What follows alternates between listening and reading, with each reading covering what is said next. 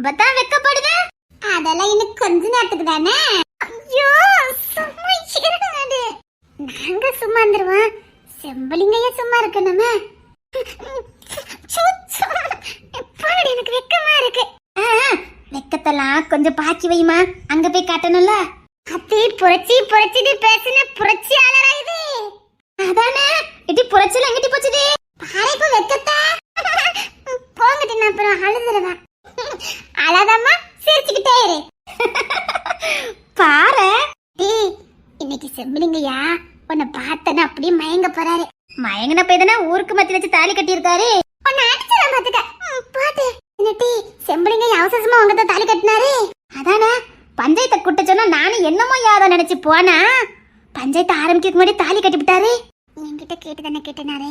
அது சரி எல்லாம் சரிதான். போங்கடி. சரி கரக்கல் விட்டு போச்சு. போங்க போங்க. எனக்கு வெக்கமா இருக்கு. அதை விட பயமா இருக்குடி. நான் போகல. வேண்டாமா இந்த நடிப்பெல்லாம் நாங்க பார்த்தாச்சு. பல வேற பார்த்தாச்சு முடியல. கேட்டியா? ஆமாமா நீங்க பயப்படுவீங்க. அதை நாங்க நம்பிட்டோம். பயப்படுறவங்க தான் ரெட்ட பிள்ளைக்கு பிளான போட்டு கொடுத்துட்டு வந்தீங்களாங்க. ஐயோ சும்மா இருங்கடி. ரொம்ப வெக்கப்படுதா. ஒட்டுமொத்த வெக்கத்தையும் செம்பலிங்க கிட்ட போய் காட்டு. போங்கடி. என் தங்கம் என் ரசாத்தி. என்னம்மா பொண்ணு கிளம்பியாச்சா? கிளம்பியாச்சு பெரியப்பா. ஏமா அப்படியே கூட்டு போய் கொண்டு விட்டு வந்துருங்கம்மா. சரிங்க பெரியப்பா. ஏம்மா நல்ல புள்ளன்னு பேர் வாங்கணுமா? போன வரின்னு பேர் வாங்கணும் புருஷங்கிட்ட. சரிங்கப்பா. இங்க பாரு செம்பலிங்காக்கணும் யாரும் அங்க கிடையாது. நீதான் முழு பொறுப்போட நடந்துக்கணும். சரிங்கப்பா. செம்பலிங்கையாவ வாங்க போங்கன்னா கூப்பிடணும். நீ எப்போ ஒண்ணு சொல்லி கூப்பிடுதியா? அப்பெல்லாம் சொல்லி கூப்பிடக்கூடாது. சரிங்கப்பா. வாய்க்கு ருசியா சமைச்சு கொடுக்கணும். நல்ல பொண்டாட்டியா நடந்துக்கணும். சரியாம்மா? சரிங்கப்பா. பொண்ணு கொடுத்து வச்சவா. சரிங்கம்மா கூட்டு போங்க. அம்மா அவன் தங்கச்சிங்க. அம்மா பொற்கொடிங்க இங்கதான் எங்க நின்னுகிட்டு இருந்தா. சரிம்மா அவ இங்கதான் எங்க நிப்பா. நீ கிளம்புங்க. இல்லப்பா நான் தங்கச்சிக்கு சொல்லிட்டு போறேன். எட்டி பொற்கொடி. ஏ பொற்கொடி. அவ கல்யாண வேலையெல்லாம் இழுத்து போட்டு செஞ்சுட்டு கிடந்தா. அங்க எங்க நிப்பா. நான் சொல்லிக்கிட்டேம்மா கற்குள் விட்டு போச்சு. நீங்க மாப்பிள்ளை கிளம்புங்கம்மா. சரிங்கப்பா. சரி வாட்டி நாங்க கூட்டிட்டு போறோம். சரி அப்பா. 16 பெற்று பெருவான்னு வாழணுமா? 16 செம்பலிங்கையா கணக்கு போட்டிருக்கத பார்த்தா 2 எட்டி கிட்டத்தட்ட ஒரு 25 வந்துடாது. பெத்து கொடுப்பேன். உங்களுக்கு என்னட்டி? நல்ல பெத்து கொடுமா. நல்ல பெத்து கொடு. நாங்க ஒண்ணு கேட்க மாட்டோம். உன் பிள்ளை எத்து வேணா தூக்கி சமைக்க நாங்க ரெடியா தான் இருக்கோம். புரட்சி பெண் வாழ்க. சும்மா இருங்கடி. பொற்கொடி. ஏ பொற்கொடி. ஏ பொற்கொடி. இப்ப அவளை கூப்பிடுங்கப்பா. அவளை பார்த்துட்டு போனாதான் எனக்கு மனசு சரியா இருக்கும். இந்த பயவுல எங்க போச்சுடி? ஏன் பொற்கொடி நான் அக்கா கிளம்புல பாரு. யாராயிட்டுமா இந்த கற்குள் விட்டு போச்சு. ஐயோ எங்க போச்சுன்னு தெரியல இந்த புள்ள. இங்க வீட்டுக்குள்ள தான் நின்னா நான் பார்த்தேன். ஆமால அவ வீட்டுக்குள்ள தான் போனா நானும் பார்த்தேன். ஏ பொற்கொடி.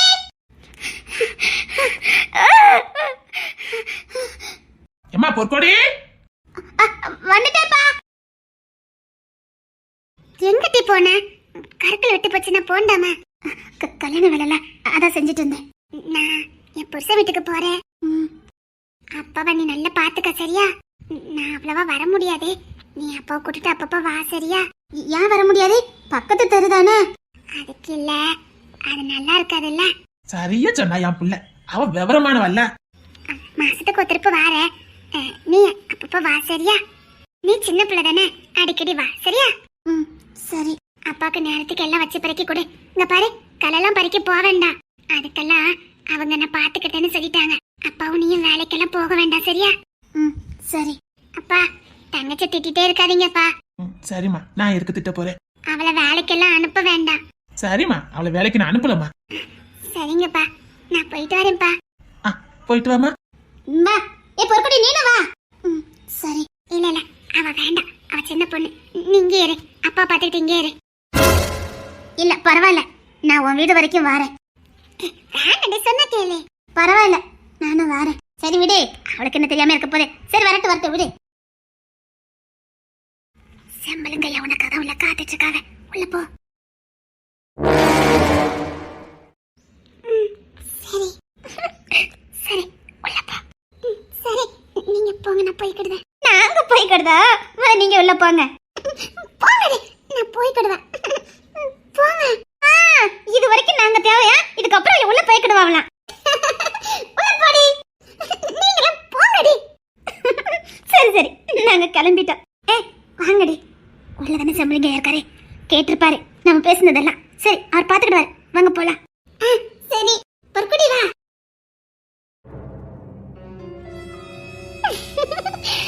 ஐயோ, எப்படி உள்ள போக? ஐயோ,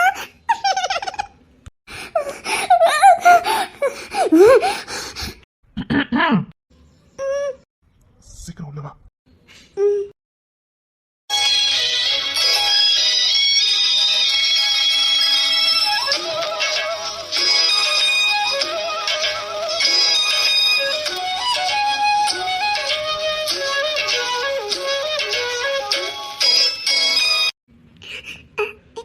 அதை பண்ணுங்க. அதெல்லாம் ஒண்ணு வேண்டாம். இங்க வா. என்ன திரும்பிக்கிட்ட? என்ன வெக்கமா இருக்கு. வெக்கமா இருக்கா?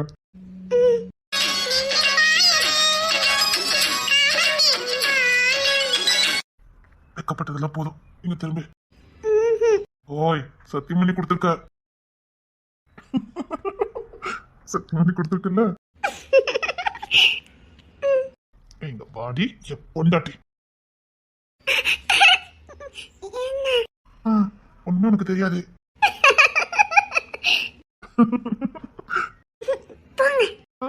போறாங்க.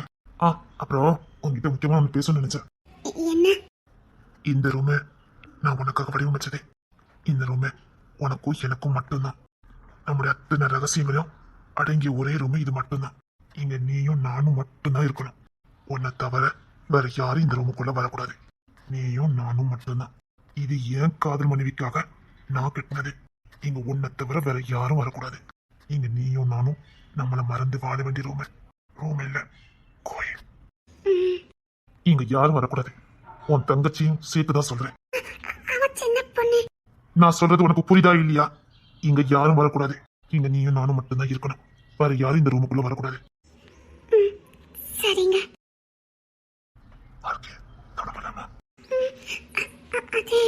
நேரத்தை கடத்த வேண்டாம். என்ன சொல்லு. கொஞ்சம் பேசிட்டு இருக்கலாமே. பேசுறதுக்கு நேரம் நிறைய இருக்கு. இல்ல பேசணும். வேண்டாம். இல்ல பேசணும். நீ பேசு. அப்ப உங்க கையை வச்சுக்கிட்டு சும்மா இருக்கணும். நீ பேசுறதுக்கும் நான் சரி அப்படி பார்க்காதடி. ஒரு பேசுறதுக்கு டைம் இல்லாம பாத்துக்க. அழகா சரிக்க இவ்வளவு அழகா வைக்கப்படுத. ஒரு பேசணும்னு சொல்லி என்னை கட்டி போடுற. போடி. நீ பேச வேண்டாம். நான் பேசணும். நான் போகுது. செம்பிளிங்கட்டியே கெஞ்ச வச்சுட்ட. பரவாயில்ல, பொண்டாட்டிட்ட தோத்து போறவன் வாழ்க்கையில ஜெயிப்பான். இந்த செம்பிளிங்க யாருக்கிட்ட தோத்து போக கூடாது. என்கிட்ட கூட யாருக்கிட்டுமே இந்த உலகத்துல என் புருஷ தோத்து போக கூடாது. எப்படி என் பொண்டாட்டி? ஏங்க, இந்த போட்டோல இருக்கிறது யாருங்க? அது எல்லாமே எங்க அப்பா. எங்க அப்பாவுக்கு ஒரு வரலாறு இருக்கு தெரியுமா? ஆமா, நல்ல நேரம் கேட்டேன். வாழ்க்கை ஆரம்பிக்கிறதுக்கு முன்னாடி எங்க அப்பா யாருன்னு நீ கேட்ட. என்னன்னு சொல்லிட்டா, எங்க அம்மா பேரழகி. பேரழகியா? பக்கத்து நாட்டு இளவரசி, பர்மா நாட்டு இளவரசி. என்ன சொல்றீங்க? இந்த உலகத்துல எங்க அப்பா மாதிரி ஒரு மாவீரனை பார்க்கவே முடியாது. பயங்கர பராக்கிரமசாலி, பயங்கர பலசாலி. அவர் சண்டைக்கு போய் அவர் தோத்து போனதா சரித்திரமே இல்ல. எங்க அப்பா பேரை கேட்டாலே எல்லா நாட்டு இளவரசர்களும் அரசர்களும் பயந்தாங்க. அவ்வளவு பெரிய போர் வீரன். எங்க தாத்தா இறந்ததுக்கு அப்புறம் எங்க அப்பா அரியணை ஏறணும். ஆனா அதுக்கு முன்னாடி அவருக்கு கல்யாணம் முடிஞ்சிருக்கணும். அதனால அரியணை ஏறதுக்காக அப்பாவுக்கு பொண்ணு பார்க்க ஆரம்பிச்சாங்க. பல நாட்டு இளவரசிகளை பெண் பார்க்கறதுக்காக தூது அனுப்புனாங்க. என்னமோ தெரியல, எங்க அப்பாவை கல்யாணம் பண்ணிக்கிறதுக்கு எந்த நாட்டு இளவரசியும் முன் வரல. அவருடைய கட்டுக்குப்பான உடம்பு, அவருடைய பராக்கிரமசாலி, அது மட்டும் இல்ல போர் வீரன். அவரை எதிர்த்தவனு எவனும் இந்த மண்ணுல கிடையாது. அவருடைய உருவமும் அப்படிதான். ஆளும் பயங்கரமா இருப்பாரு. அதனாலே நிறைய நாட்டு இளவரசிகள் அவரை கல்யாணம் பண்ண விரும்பல. ஏன்னா அவருக்கு காதல் வராதுன்னு நினைச்சாங்க. அவர் கல்யாணம் பண்ணி குடும்ப வாழ்க்கையில சரிப்பட்டு வர மாட்டாருன்னு பொய்யான செய்திகளை பரப்புனாங்க. அதனால எங்க அப்பாவுக்கு கல்யாணம் முடியல. எல்லாரும் எங்க அப்பாவை அசிங்கப்படுத்தினாங்க, கேவலப்படுத்தினாங்க. இல்லற வாழ்க்கைக்கு சரிப்பட்டு வரமாட்டான்னு அவரை அசிங்கப்படுத்தினாங்க. அதனால அப்பாவோட சித்தப்ப பையனை அரசனாக்குனாங்க. அரசாட்சியை பிடிக்கிறதுக்காக தான் அப்பா மேல அப்படி வீண் படிகளை சுமத்தி அரசாட்சியை பிடிச்சிருக்காரு அப்பாவோட சித்தப்பா பையன். எந்த பொண்ணும் அப்பாவை கல்யாணம் பண்ண முன் வராதனால நாட்டை விட்டு வெளியேறினாரு. அப்பா வெளியேறினார் இல்ல, வெளியேற்றப்பட்டாரு. சதி சூழ்ச்சினால அப்பா வெளியேறப்பட்டாரு. அவ்வளவு பெரிய பராக்கிரமசாலி ஒரு கல்யாணங்கிற ஒரே ஒரு காரணத்துக்காக நாட்டை விட்டு வெளியில போனாரு. அப்படி போய்கிட்டு இருக்கும்போதா தூரத்துல ஒரு பெண்ணை பார்த்தாரு. விறகுல அடிக்கிட்டு இருந்த அந்த பொண்ணு, இளவரசரே இந்த விறகு மூட்டையை எனக்கு தூக்கி வைக்க முடியுமா அப்படின்னு கேட்டாங்க. அவங்களுக்கு எப்படி உங்க அப்பா இளவரசர்னு தெரியும்? சொல்றேன் கேளு. சொல்லுங்க. அவங்க பக்கத்து நாட்டு இளவரசி. அவங்க பேரழகு. அவங்க அழகே அவங்களுக்கு ஆபத்தா இருந்தது. எல்லா நாட்டு இளவரசர்களும் அவரை கல்யாணம் பண்ணதுக்காக போட்டி போட்டாங்க. அந்த யாரையுமே இவங்களுக்கு பிடிக்கல. இவங்க ஒரு டெஸ்ட் வச்சிருக்காங்க, தன்னை விரும்புறாங்களா இல்ல தான் அழக விரும்புறாங்களான்னு. வந்த எல்லாருமே அவங்க அழகதான் விரும்பியிருக்காங்க. இவங்க உங்க கல்யாணம் பண்ண விருப்பம் இல்லைன்னு சொன்ன உடனே படையெடுத்து வந்து அந்த நாட்டையே சின்ன பின்னமாக்கியிருக்காங்க. இப்படி பல நாட்டு இளவரசர்களும் படையெடுத்து வந்து அந்த நாட்டையே சின்ன பின்னமாக்கி இவங்களை சிறை கைதியா பிடிச்சிருக்காங்க. அம்மாவோட அப்பாவை கொன்னாங்க. அவரும் அரசர். அவரை கைது பண்ணி அவரை கொன்னாங்க. அப்புறம் அந்த நாட்டை விட்டு எப்படியோ எங்க அம்மா தப்பிச்சு வந்து ஊர் ஊரா சுத்தி இருக்காங்க. அவங்க ஊர் ஊரா தேடி வந்தது எங்க அப்பாவை தான். எப்படி? எங்க அப்பாவுக்கும் பொண்ணு பார்த்தாங்களா, அந்த காலத்துல தூது தான் அனுப்புவாங்க. இப்படி நாங்க இருக்கோம், உங்க பொண்ணு பார்க்க வரலாமான்னு புறமளம் தூது அனுப்புவாங்க. அப்படி பல நாட்டு இலவசம் கேட்கிற மாதிரி தான் எங்க அப்பாவும் அவங்கள கேட்டிருக்காங்க. எல்லாருக்கும் பதில் அனுப்புற மாதிரி எங்க அப்பாவுக்கும் பதில் அனுப்பியிருக்காங்க. ஆனா எங்க அப்பா அந்த நாட்டு மேல படையெடுத்தே போகல. அதுக்கு பதிலு ஒரு அழகான கடிதத்தை எங்க அப்பா அனுப்பியிருக்காரு. காதல் குடும்பமாச்சா? அதான் காதல் லெட்டர் எழுதிட்டாரோ? இருக்கலாம். அதுல எங்க அப்பா அழகான ஒரு வாக்கியத்தை எழுதியிருக்காரு. திருமணங்கிறது நம்ம வாழ்க்கையில மொத்த சந்தோஷம். அது நமக்கு பிடிச்சவங்க கூட தான் நடக்கணும். ஏன்னா நம்ம கூட கடைசி வரைக்கும் வரப்போற துணை அது உங்க மனசுக்கு ஏற்ற மாதிரியே தேர்ந்தெடுங்க. என்ன பிடிக்காம போனதுக்கு எனக்கு வருத்தம் தான். இருந்தாலும் உங்களுக்கு நல்ல வாழ்க்கை அமையதுக்கு என்னுடைய வாழ்த்துக்கள். உங்க கல்யாணத்துக்கான அத்தனை பரிசு பொருட்களும் வீடு தேடி வரும்னு அப்பா வெள்ளி பொண்ணு வைரம் வைடூரியன்னு எல்லா கிஃப்டையும் அனுப்பி வச்சிருக்காரு. காதல் மன்னன் தான் உங்க குடும்பம். உண்மைதான். நீங்களும் அப்படித்தானே இருக்கீங்க. என்னையே கவுத்துட்டீங்கல்ல. சரி சரி, அப்புறம் என்ன நடந்தது? அப்புறம் என்ன, அந்த பொண்ணு விறகு தூக்கி தலையில வைக்க சொன்ன உடனே அப்பாவும் விறகு தூக்கி தலையில வச்சிருக்காரு. வேற எதுவுமே கேட்கல. அவங்க இளவரசின்னு எங்க அப்பாவுக்கு தெரியாது. நம்ம பார்க்க போன பொண்ணு இவங்க தானோ எங்க அப்பாவுக்கு தெரியாது. நம்ம அழகான பரிசு பொருளை அனுப்பி வச்ச பொண்ணு இவங்க தானே எங்க அப்பாவுக்கு தெரியாது. ஏதோ ஏழை வீட்டு பொண்ணு அவ்வளவுதான் அப்பா பார்த்தாரு.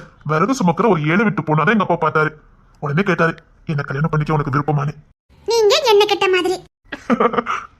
ஆமா, எங்க அப்பாவும் அவங்க கிட்ட கேட்டிருக்காரு. அப்புறம் அந்த பொண்ணு சொல்லியிருக்காங்க, நான் விறகு சுமக்கிற ஒரு ஏழை பெண்ணு என்ன போய் கல்யாணம் பண்ணிக்கிறியான்னு கேக்குறீங்க. அப்பா ஒரே பதில், எனக்கு நல்ல துணை தேவை. என்ன மரியாதையா கூப்பிட்ட பாரு, அது எனக்கு பிடிச்சிருக்கு அப்படின்னு சொல்லியிருக்காரு. அதனாலதான் நீங்க உங்களை வாங்க போங்கன்னு சொல்ல சொன்னீங்களா?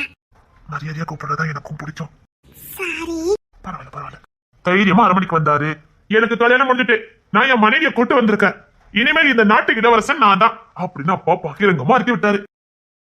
ஊரே கக்கப்ப சிரிச்சது. உன்னை யார் கல்யாணம் பண்ணிக்கிட்டா, உன்னை எந்த பொண்ணு கல்யாணம் பண்ணிக்கிட்டா, முட்டா பொண்ணுதான் உன்னை கல்யாணம் பண்ணிக்குவா அப்படின்னு கூச்சலிட்டாங்க.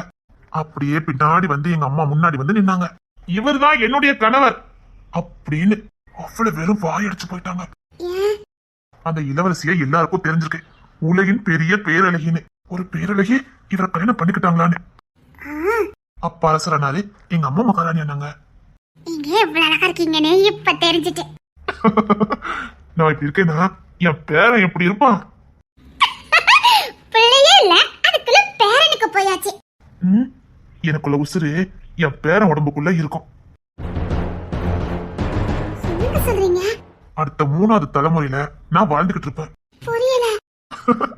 3வது தலைமுறையில நான் மறுபிறவி எடுப்பேன். என் பேர என்னே மாதிரி உருவம் எடுத்து வருவான். அது அவன் இல்ல நான். எனக்கு தெரிஞ்சுக்க அத்தனை ரகசியமும் அவனுக்கு தெரிஞ்சிருக்கும். சொல்ல போனா என்னை விட மாவீரனா இருப்பான். என்னை விட புத்திசாலியா இருப்பான். என்னை விட காதல் மன்னனா இருப்பான். எதனால இப்படி சொல்றீங்க? எப்படி உறுதியா சொல்றீங்க? இது பரம்பரையா நடந்துட்டு இருக்க ஒரு உண்மை. நான் ஏன் தாத்தா மாதிரியே இருக்கேன். எனக்கு சத்தியமா புரியல. ஆமா, எங்க அப்பா கூட பிறந்தது நிறைய பேர் இருக்காங்க. எல்லாரும் கிட்டத்தட்ட ஒரே ஜாடியில இருந்தாலும் நான் மட்டும் அப்படியே எங்க தாத்தா மாதிரி. அது மட்டும் இல்ல, எங்க தாத்தா விட்டுட்டு போன அத்தனை ரகசியங்களையும் நான் வெளியே அழகா சொல்லுவேன். இப்போ வரைக்கும் எங்க தாத்தாக்கு என்ன நடந்ததுன்னு என்னால சொல்ல முடியும்.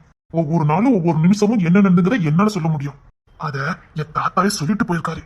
அதனாலதான் நான் உறுதியா சொல்றேன், இதுல இருந்து 3வது தலைமுறையில நான் மறுபடியும் பிறப்பேன். இதே உருவத்தோடு எல்லாம் தெரிஞ்சு பிறப்பேன். நல்லா இருக்கு. நான் இருப்பேனா? நீங்க எங்க இருந்தாலும் நானும் அங்கேயே இருக்கணும். தேடி கண்டுபிடிச்சிருவேண்டி. நீ எங்க இருந்தாலும் உன்னை தேடி கண்டுபிடிச்சிருவேன். சிரிச்சதெல்லாம் போதும், ஆரம்பிக்கலாமா? இதுக்கப்புறம் ஒரு நிமிஷம் கூட நான் காத்திருக்க மாட்டேன். நான் பேசுறேன்ட்டு நீங்க தான் பேசிருக்கீங்க. நீ வேற நான் வேற இல்ல. நீ பேசுறேன்னு நான் பேசுறேன்னு பேசணும் பேசிச்சுல. இனி நீ வாயை திறக்க கூடாது. நான் மட்டும்தான். போங்க.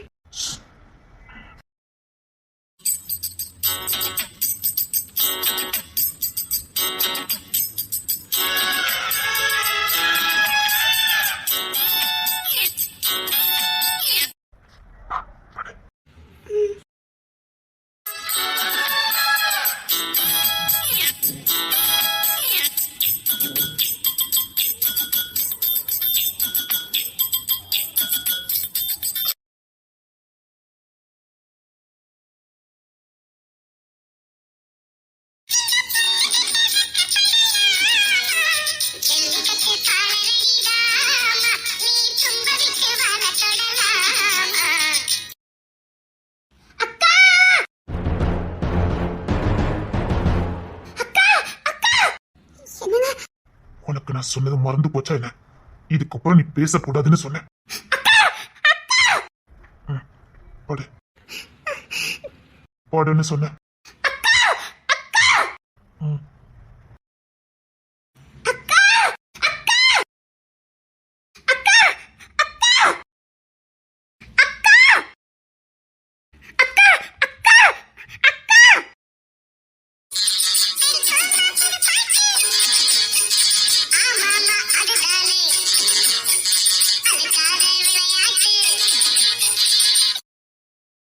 நிஜமாவே என்ன விட்டுட்டு போகணுமா?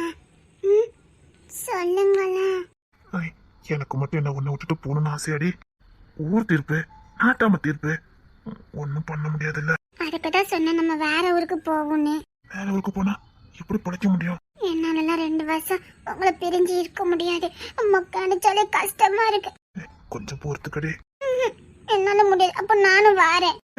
உன்னை எங்கடி நான் கூட்டிட்டு போக முடியும்? இதுக்கு மேல அங்க கூட்டு போயிட்டா மட்டும் எப்படி வாழ முடியும்? எப்படியாவது வாழ்ந்துக்கலாம். நான் இங்க இருக்க மாட்டேன். நீங்க எங்க இருக்கீங்களோ அங்கதான் நான் இருப்பேன். இங்க பாரு, இருக்கலாம். நான் வேலை பார்த்துட்டு வரேன். வந்ததுக்கு அப்புறம் என் கூடயே இருக்கலாம். மாட்டேன். நாளைக்கு ஊருக்கு போறேன்டி. இப்படி அடம் பிடிச்சா நான் எப்படி போவேன் சொல்லு? எனக்கு அழுகையா வருது. அழுதுமே பரவாயில்லையா? அழுதா போக மாட்டீங்களா? அழாதடி. எனக்கும் கஷ்டமா தான் இருக்கு. உன் கூட இருக்குன்னா இருக்கு. கூட இருக்க வேண்டியதானே? கூடயே இருந்தா ஜாலியா இருக்கும். சின்ன பிள்ளை மாதிரி பேசுவான். சின்ன பிள்ளை தாண்டி. சரி, நாளைக்கு நான் போறேன். எனக்கு நீ என்ன கொடுப்ப? நான் ஒண்ணு கொடுக்க மாட்டேன். போங்க. 2 வருஷம் பிரிஞ்சிருக்கணும்டி. ஏதாவது கொடுடி. நினைச்சுக்கிட்டே இருக்கிற மாதிரி கொடுடி. 2 வருஷம் தாக்கு பிடிக்கிற மாதிரி கொடுக்கணும். அன்னைக்கு வைக்கப்படுறதுக்கு பின்னாடி எப்படி கொடுத்த? அன்னைக்கு வயக்காட்டு வச்சு கூட எப்படி கொடுத்தோம்? போங்க. முடியாது. 2 வருஷம் தாக்கு பிடிக்கிற மாதிரி கொடுக்கணும். வேண்டாம். ஏன்? அந்த ஒரு அத்தை இருக்காங்கல்ல, அவங்க சொல்லியே விட்டாங்க, ஏதாவது வேண்டாத வேலை எதுவும் பார்த்துட்டு போயிடாதன்னு. என்ன வேண்டாத வேலையா? அதுவா, நீங்க என்ன எதுவும் பண்ண கூடாதான். ஏவா? தெரியல. அண்ணே உனக்கு கூட போதும். மாட்டேன். 2 வருஷம் பிரிஞ்சிருக்கணும்ல. அதையே சொல்லி கஷ்டப்படுத்தாதீங்க. அப்ப கூட ஒண்ணுதான். சரி, ஒண்ணு கூட. அப்புறம் கேட்க கூடாது. சரி, கேட்க மாட்டேன். எனக்கு ஒரு மாதிரியா இருக்கு. கூடடி.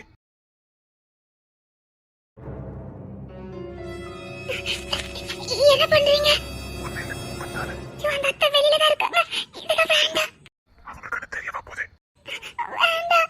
எனக்கு பயமா இருக்கு. பாரு, நீ சொன்னதா தெரியும். இவன் எப்படி தெரியும்? வேண்டாம். 2 வருஷம் பிரிஞ்சிருக்க போறேன். எனக்கு பயமா இருக்குங்க. எல்லாரும் ஏசுவாங்க. அது நம்ம சொன்னாதான் தெரியும். சொல்லன்னு தெரியாது. நீ சொல்ல வேண்டாம். எனக்கு பயமா இருக்கு. ஒண்ணு இல்ல.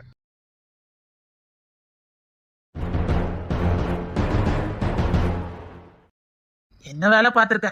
லைட் தானே அடிபட்டுச்சு. நேரா போய் அக்கா வீட்டு போய் தட்டி இருக்க கதவை. உங்களுக்கு ஏதாவது ஒண்ணு ஆயிட்டுனா நான் என்ன பண்ண முடியும்? அதுக்காக அங்க போய் கதவை தட்டுவ? ஆமா, அப்படியே உங்க ஆசை பொண்ணு கதை திறந்து வந்துட்டா பாருங்க. ஐயோ, அழிவு கட்டவளே. அவளுக்கு பாசலாம் இல்லப்பா. பெரிய இடத்துல வாக்கப்பட்டிருக்கால, அதான் விடிஞ்சு இவ்வளவு நேரம் ஆயிருக்குது, இன்னும் வந்திருக்காளா? சொல்லி விட்டுருக்காம இது வரைக்கும் வந்திருக்காளான்னு பாருங்க. நேத்து தானே கல்யாணம் முடிஞ்சிருக்கு. அவ எப்படி வருவா? அதெல்லாம் ஒரு முறை. சும்மா கண்ட கண்ணத்துல அக்கா வரமாட்டா. அவ சொல்லதானே செஞ்சா. அப்பதானே வருவேன்னு. பெத்த அப்பாக்கு உடம்பு சரியில்லை, அவ பாட்டுக்கு இருக்கால போன திமிரல. ஆமா, எனக்கு எப்படி அடிபட்டுச்சுன்னே தெரியல பாத்துக்க. எப்பவும் நடமாடதான் இடம் தானே. திடீர்னு வலிக்கு விழுந்துட்டேன். ச்சே. ஆ. போங்கப்பா. எல்லாத்தையும் சொதப்பிக்கிட்டேன். ச்சே, நான் ஒரு பிளான போட்டா செம்பிளிங்கம் என்னை எப்படி பேசின, நீ எப்படி வாழ்றன்னா பாக்குறேன். சுப்பையா, ஐயா வாங்கய்யா வாங்கய்யா. என்ன உடம்பு சரியில்லைன்னு கேள்விப்பட்டா, என்ன திடீர்னு நேத்தான் பிள்ளைக்கு கல்யாணம் முடிஞ்சிருக்கு, இன்னைக்கு படுத்துட்டா? எல்லாம் எங்க அக்கா போன ராசி. அப்படி ஒண்ணு இல்லம்மா, அவன் இருக்கிற வரைக்கும் உங்க அப்பனுக்கு எதுவுமே ஆகல. அந்த பிள்ளை விட்டுட்டு போச்சுது, என்னமோ நடக்குது. இது ஒண்ணுங்க இல்லையா, பல தொல்லி வாசல்ல கிடந்திருக்கு, பாத்துல பத்துக்கங்க வலிக்கு விழுந்துட்டேன், வேற ஒண்ணும் இல்ல. அதானே பார்த்தேன், இவன் எங்க போக மாட்டேனே வைக்க மாட்டேனே எப்படி விழுந்தானே. பல தொலியா? நல்ல நேரம் சாந்தி முத்தத்தை எதுவும் தடுக்கலையா? இல்லைங்கய்யா, இவதான் கொஞ்சம் அடிக்கடி போய் கதை தட்டி இருக்கா. அது பாத்துக்கலாம், அதெல்லாம் பாத்துக்கலாம், அது செம்பலிங்க பாத்துக்கிட்டாரு. நல்ல நேரம் திறக்கலையா, இவருக்கு கேட்கல பொழுக்கு. அது மழை பெஞ்சிட்டு இருந்தல, அதான் கேட்டிருக்காரு. பெத்த அப்பாக்கு இப்படி இருக்குது, இன்னும் வந்து எட்டி பார்க்கல. அதே செம்பலிங்கய்யா கோட்டை, அவர் எப்ப ஆணை கொடுக்காரோ அப்பதான் வந்து பார்க்க முடியும். அதுக்குதான் காலையில செம்பலிங்கய்யா எங்களுக்கு தகவல் சொல்லி அனுப்புனாரு, போய் என்னன்னு பாத்துட்டு வாங்கன்னு. ஓ, அவங்க வந்து பார்க்க மாட்டாங்க, ஆள் அனுப்பியிருக்காங்களாங்க. ஏழை வீட்டு பொண்ணு மட்டும் வேணும், ஆனா ஏழை வீட்டு மாமனாரும் வேண்டாம். நல்லா இருக்குது உங்க செம்பலிங்க நியாயம். இங்க பாருமா, வாத்தியா அளந்து பேசு. என்ன சுப்பியா, உன் மோ ரொம்ப பேசுதா? என்ன பேச்சு பேசுற நீ? செம்பலிங்க எப்படி இந்த வீட்டுக்கு வருவாங்க? அதான் கேக்க, இந்த வீட்டு பொண்ணு மட்டும் வேணும், உங்களுக்கு உடம்பு சரியில்லைன்னா பார்க்க முடியாதோ? அவங்க ஆள் அனுப்பியிருக்கதே பெரிய விஷயம், இதுல அவரே வரணும்னு நினைக்க. இங்க பாரு, தேவையில்லாம பேசிட்டு இருக்காத. அவ கிடக்கா சின்ன புள்ள, விடு. இப்ப உடம்புக்கு ஒண்ணு இல்லல்ல, அதெல்லாம் ஒண்ணு இல்லைங்கய்யா, லைட்டா காலைல சுளுக்கு, அவ்வளவுதான். செம்பலிங்கய்யாட்ட சொல்லிருங்க, எனக்கு ஒண்ணு இல்லன்னு சொல்லிருங்க. நேத்து நீங்க செத்து பொழைச்சிங்க, அத மறந்துடாதீங்க. ஐயா அதெல்லாம் ஒண்ணு இல்ல, வலிக்கு விழுந்தன கொஞ்சம் மண்டை அடிபட்டுச்சு, அவ்வளவுதான். சரி சரி, பார்த்து நடமாடு சரியா? செம்பலிங்கய்யா வைத்தியர் அனுப்பி வச்சிருக்காராம், 8 மணிக்கெல்லாம் வைத்தியர் வந்துருவாரு. ஐயோ வைத்தியர்லாம் எதுக்குங்க? உனக்கு தேவையான இதை செய்ய சொல்லி செம்பலிங்கய்யாவே ஆர்டர் போட்டிருக்காரு. சரிங்கய்யா. சரி, உடம்ப பத்திரமா பாத்துக்க. ஐயா நல்லா இருக்கேன்னு சொல்லுங்கய்யா, எனக்கு ஒண்ணு இல்ல, சரியா போச்சுது. இருந்தாலும் பொம்பளை பிள்ளைக்கு இவ்வளவு தற்பெருமை ஆகாது. பணக்கார வீட்டுக்கு வாக்கப்பட்டு போனனே புத்திய காட்டிட்டா. அவ உன சாதாரண இடத்துல போய் வாக்கப்படலாமா? செம்பலிங்கய்யாவுக்கு வாக்கப்பட்டிருக்கா. ஏன் பணக்காரருக்கு வாக்கப்பட்டா இங்க வரக்கூடாதா என்ன? வர முடியாதுமா, அவர் எப்படிங்களா வர முடியும்? அவரு எல்லாரையும் ஒரே மாதிரி பார்க்கக்கூடியவரு. இன்னைக்கு நம்ம வீட்டுக்கு வந்திருக்காருன்னா நாளைக்கு இன்னொரு வீட்டுக்கு போக வேண்டிய சூழ்நிலை வந்து போகாம இருந்தா இந்த ஊருக்காரங்க என்னமா நினைப்பாங்க? அவ கிடக்கையா அறிவு இல்லாம பேசிட்டு நடப்பா. அப்படின்னா செம்பலிங்கயா மாமனார்னா பார்க்க போவாரு, நம்மளாம் பார்க்க வரமாட்டாரு. அவர் பாகுபாடு பாக்காரலா அப்படின்னு பேச ஆரம்பிச்சிருவாங்க. அவருக்கு எல்லாரும் ஒண்ணுதான். உங்க அப்பா பார்க்க வரலன்னா யாரையும் பார்க்க மாட்டாரு, உங்க அப்பா பார்க்க வந்தா எல்லாரையும் அவர் பார்க்க போவாரு. இதுதான் அவர் நியாயம். அவரு தினமும் ஒவ்வொரு வீட்லயே பார்த்துட்டு இருக்க முடியாது. அவங்களுக்கு என்ன தேவையோ அதை செய்தாரு, அவ்வளவுதான். செப்பையா 8 மணிக்கு வைத்தியர் வருவாரு, உனக்கு செய்ய வேண்டிய கடமையில செஞ்சுட்டு போயிருவாரு. சரி, உன்னை பார்த்துட்டு சந்தோஷம், நாங்க கிளம்புறோம். சரிங்கய்யா சரிங்கய்யா. உங்க பிள்ளை வரலன்னு உங்களுக்கு வருத்தமே இல்ல? அது எப்படி பிள்ளை வருத்தம் இல்லாம இருக்கும்? அவன் வர முடியாத சூழ்நிலை இருக்கா, அவளுக்கும் வேதனை இருக்கதானே செய்யும். என்னமோ 10 ஊர் தள்ளி இருக்கிற மாதிரி இந்த பக்கத்து தெருல தான் இருக்கா. இங்க பாரு, அக்கா செம்பலிங்கய்யாக்கு வாக்கப்பட்டிருக்கா. அவர் என்ன கட்டுப்பாடு போட்டிருக்காரோ அதுதான் கீழ்ப்படி வா. இதுக்கு பேரு அடிமைத்தனம். அடக்கி இருக்கு பயவுல, இதுக்கு புத்தி சொன்னாலும் புரியாது.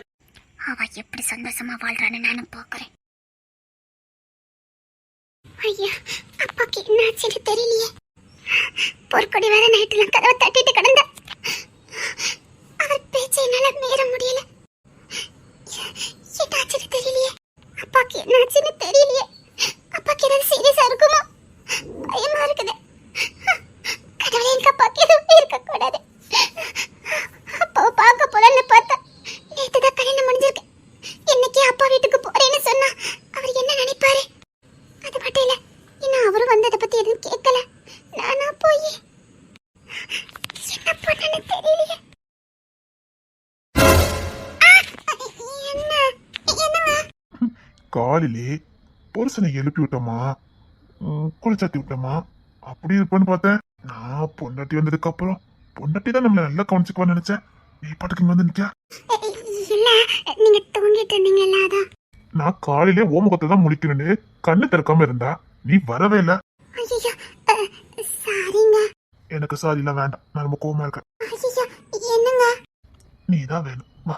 அப்படியே தூக்கிட்டு போறது தான் வந்தேன். அது என்னாச்சு? நீ ஒரு மாதிரியா இருக்கியா? அதெல்லாம் ஒண்ணு இல்லையே. உன் முகமே சரியில்லையே. இதுக்கப்புறம் உங்ககிட்ட மறைக்க முடியாது. இல்ல, அப்பாக்கு உடம்பு சரியில்லைன்னு நினைக்கிறேன். அவருக்கு ஒண்ணு இல்ல, வாழைப்பழம் தொல்லி கிடந்திருக்கு, தெரியாம மிதிச்சிட்டாரு. மிதிச்சதுல லைட்டா கீழே விழுந்தாரு. கீழே விழுந்ததுல காலில் சுளுக்கு. வைத்தியரை அனுப்பிட்டேன், ஊர்ல மக்களை பார்க்க சொல்லியிருக்கேன். அது மட்டும் இல்ல, வைத்தியர் 2 நாள் கூட இருந்து உங்க அப்பா கவனிச்சுக்கிடுவாரு. அந்த 2 நாளைக்கும் உங்க அப்பாவுக்கு என்ன கூலி உண்டோ, உங்க அப்பா வேலைக்கு போனா என்ன கிடைக்குமோ அதை கொடுக்கறதுக்கு ஏற்பாடு பண்ணிட்டேன். என்ன இப்போ உள்ள போலாமா? ஏங்க, தூங்கிட்டு தானே இருந்தீங்க. நான் தலைவண்டி. தூங்கினாலும் ஒரு கண்ணு திறந்துதான் இருக்கும். நான் இந்த ஊரையே பாதுகாக்கிற காவலன். நான் 2 கண்ணை மூடி தூங்க முடியுமா என்ன? இந்த ஊர்ல என்ன நடக்கு, யாது நடக்கு, எல்லாத்தையும் கண்காணிக்கிற பொறுப்புல இருக்கேன். ஒவ்வொரு வீட்டுல என்ன நடக்கு, ஒரு தெருவில் என்ன நடக்கு, இந்த ஊருக்குள்ள என்ன நடக்குன்னு எல்லாத்தையும் கண்காணிப்பேன். இது ஏன் மக்கள், இது ஏன் ஊரு, நான் தானே பார்க்கணும். உங்களை புரிஞ்சுக்கவே முடியல. என்ன புரிஞ்சுக்கிட்டவா நீ மட்டும்தான் இருப்ப இந்த உலகத்துல. காலையில 6 மணி தான் ஆகுது, ஆனா அதுக்குள்ள இவ்வளவு ஏற்பாடு பண்ணிருக்கீங்க. அதான் சொன்னேன், ஒரு கண்ணு தான் மூடுவேன், இன்னொரு கண்ணை மூட மாட்டேன். தூங்கும் போதும் ஒரு கண்ணு தான் மூடிருப்பேன். அத மறைக்கதா இந்த கண்ணாடியா? அப்படி இல்ல, ஒருத்தங்க கண் பார்வை வச்சு என்ன யோசிக்கிறாங்க, என்ன செய்யறாங்கன்னு மத்தவங்களால யூகிக்க முடியும். ஒருத்தனை பத்தின அடையாளத்தை எது கொடுக்க தெரியுமா? அவன் கண்ணு. சில பேர் சில பேரை பார்த்தோன்னே கணிப்பாங்க, இவன் இப்படிப்பட்டவன் தானு. அது எது நினைக்கிற? கண்ணை வச்சுதான். அந்த கண்ணு பாக்குற பார்வை, அந்த கண்ணு செய்யற செய்கதான் அவன் எப்படிப்பட்டவன்னு மத்தவங்க கணிக்கிறாங்க. அப்படி யாருமே என்ன சர்ச் பண்ண கூடாதுங்கிறதுக்காக தான் கண்ணாடி. இப்ப இல்ல, எப்பவுமே நான் இததான் யோசிக்கிறேன்னு மத்த எவனும் கண்டுபிடிக்க முடியாது. தூங்கும் போது கூட கண்ணாடி காட்ட மாட்டேன். அப்ப நான் எப்படி கணிக்கிறது? நீ இதயத்துல வாழ்ந்துட்டு இருக்க, எனக்குள்ள வாழ்ற. எனக்குள்ள வாழ்றவளுக்கு எதுக்குடி என் முகம்? நீ வேற, நான் வேற இல்ல. நீயும் நானும் ஒண்ணு. என்னங்க? உள்ள போலாமா? என் பரம்பரைக்கே நான் கண்ணாடி தான் போட்டுடுவேன். பரம்பரைக்கேவா? கண்ணாடி போட்டவன் தெளிவா இருப்பான். அவன் இப்படிதானே யாராலையும் கெஸ் பண்ண முடியாது. கண்ணாடி போடாதவன் சேட்டை பிடிச்சவனா இருப்பான். ஏன்னா அவன் கண்ணாடி போட்டு அவன் சேட்டையை மறைக்க முடியாது. அதுல வச்சு என் பரம்பரை எப்படின்னு கண்டுபிடிச்சிடலாம். கண்ணாடி போட்டவன இவன் நான் எதையும் கண்டுபிடிக்க முடியாது. உங்க பரம்பரையில அப்படி எத்தனை பேர் கண்ணாடி போட போறாங்க? புத்தி உள்ளவன் அத்தனை பேரும் போடுவான். ஆ, உங்க பொண்ணு பிறந்தா? என் சந்ததிக்கே ஒரே ஒரு பொண்ணுதான் வருவா. அவதான் என் நாட்டை ஆளுவா. என்னங்க சொல்றீங்க? நான் உயிர் எழுதி வச்சிருக்கேன். ஒய்யலா, எங்க இப்பமே எழுதி வச்சிருக்கீங்க? என்ன ஆச்சுது? உங்களுக்கு என்ன வயசாகுது? ஊரை காக்கிறவனுக்கு எப்போ வேணாலும் என்ன வேணாலும் நடக்கலாம். அதனால தான் உயிர் எழுதி வச்சிருக்கேன். நேத்து தான் உயிர் எழுதினேன். நீ என் மனைவி இல்ல, அதனால என்ன பண்ணணுமோ அத்தனையும் பண்ணிட்டேன். என்னங்க? இந்த செம்புலிங்கத்துக்கு ஒரே ஒரு பொண்ணு வாரிசு மட்டும்தான். ஆம்பளை பையன்? அவன் கட்டி காக்கிற போர் வீரனா வருவான். ஆனா அதிகார கிரீடத்துல உட்கார போறதே என் வாரிசு, பொன் வாரிசு மட்டும்தான். அது ஆக்ரோஷமா ஆட்சி செய்யும், நீதி நேர்மையோட ஆட்சி செய்யும். அவ அறிவுக்கும் பேச்சுக்கும் பல நாடுகள் அவ பேச்சுக்கு கக்கியோட நிக்கும். அவ இப்படித்தானே யாராலும் யூகிக்க முடியாத குணதிசயங்களோட இருப்பா. நீ அவளை ஒரு குழந்தைய பார்த்தா குழந்தையா தெரிவா. அவளை கெச்சிக்கிற சிங்கமா பார்த்தா கெச்சிக்கிற சிங்கமா எனக்கு தெரிவா. அவ அறிவ மூளைய ஆராய்ச்சி பண்ற அளவுக்கு பல பேர் பொடை எடுத்து வர்ற அளவுக்கு அவ மூளை வலிமை இருக்கும். அவதான் ஆட்சி செய்வா. ஏங்க, இதெல்லாம் ஒரு குறிப்பா ஒரு கல்வெட்டுல எழுதி வைப்போமா? ஆல்ரெடி பண்ணிட்டேன். எங்க? நம்ம பெட்ரூம்ல தான். இந்த பெட்ரூமுக்குள்ளயா? நான் உங்ககிட்ட என்ன சொன்னேன்? என்ன சொன்னீங்க? அந்த பெட்ரூமுக்குள்ள நீயும் நானும் தவிர வேற யாரும் உள்ள வரக்கூடாது. அது நீயும் நானும் வாழ்ற கோயில். நீயும் நானும் மட்டும்தான் அந்த ரூமுக்குள்ள இருக்கணும். மத்த யாரும் அந்த ரூமுக்குள்ள வரக்கூடாது. அதனால்தான் முக்கியமான ஆதாரத்தை அந்த ரூம்லயே நான் வச்சிருக்கேன். அப்போ பின்னாடி வர சந்ததிகள் எப்படி தெரிஞ்சுக்கிடுவாங்க? என் சந்ததியிலே புத்தி உள்ளவன் அந்த ரூமை எடுப்பான். எவன் அறிவோட தாத்தா ரூம் தான் எனக்கு வேணும்னு இருக்கானோ அவன் அதை கண்டுபிடிப்பான். அது மட்டும் இல்ல, என்னைக்கும் பழச மறக்காம புதுசை தேடி போகாம இந்த அரண்மனையிலேயே கடைசி வரைக்கும் எவன் வாழ்றானோ அவன் இந்த ரகசியத்தை கண்டுபிடிப்பான். ஆனா உங்களை மாதிரி யாரும் யோசிக்க முடியாது. ரொம்ப மூடா இருக்கு. உள்ளவா. வாங்க. என்னடி? வாங்க. போங்க உள்ளவாடி. என்ன ஒரே ஒரு பொண்ணு வயசுன்னு சொல்றீங்க? அந்த ஒரு பொண்ணு வயசுனா அந்த பொண்ணு கல்யாணம் பண்ணா அவ புருஷ வீட்டுக்கு போயிருவாளே. போக கூடாது. அப்படி அந்த பொண்ணை வேற இடத்துக்கு தார வார்த்தை கொடுத்தானுங்கன்னா எவனும் மீச வச்சு சுத்தக்கூடாது. எவனும் ஆம்பளன்னு இருக்கக்கூடாது. இது இந்த செம்புலிங்கத்தோட ஆர்டரு. அது வாரிசுனா வாரிசுதான். யாருக்கும் விட்டு கொடுக்க கூடாது. ஏன்னா அவ உசுருக்கு உத்தரவாதமே இருக்காது. நான் எழுதி வச்சிருக்க உயிர் படி. என்னங்க சொல்றீங்க? நான் எழுதி வச்சிருக்க உயிர் படி யான் வாரிசுகள் எல்லாமே சிங்கமா இருக்கணும். என் வாரிசுகள்லாம் சிங்கமா இருக்கணும்னா ஒரு பொண்ணு தேவை. அவ ஆட்சியில இருந்தா மட்டும்தான் அவளை பாதுகாக்கிறதுக்காக இவங்க சிங்கமா இருப்பானுங்க. பொறுப்பு, ஒரு பொண்ணை கட்டி காக்கணுங்கிற பொறுப்பு. உங்க மூளை இருக்குதே. சும்மா பொண்ணை எங்கேயாரு கட்டி கொடுத்துட்டு இவனுக்கு பாட்டுக்கு ஆளுக்கு ஒரு வேலையை பார்த்துட்டு போனா என் சந்ததியே அழிஞ்சிடாதே.